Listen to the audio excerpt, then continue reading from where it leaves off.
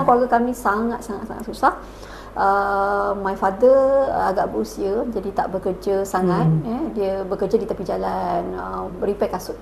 Kalau you nampak orang yang baik pulih kasut di tepi jalan, itulah yang dia buat, kerana dia masa tu umur dia dah agak tua juga.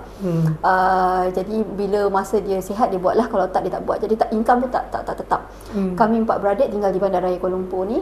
Mak kerja kilang, gaji 500.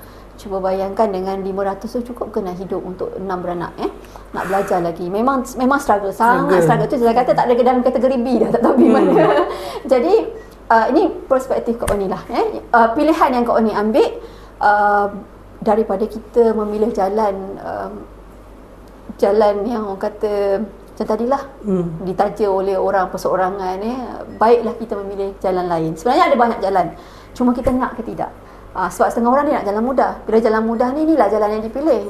Dapatkan jadi sugar daddy, sugar baby lah, sugar apa kan. Tetapi ada satu lagi jalan yang kita boleh usahakan dengan membuat kecepatan. Ya, betul. Ya, zaman sekarang ni macam-macam kerja kita boleh buat sebenarnya kan. Ada jadi affiliate TikTok lah, kan, jadi dropship lah. Nak freelance online pun boleh. Key in data apa semua banyak je sekarang. Sebenarnya boleh.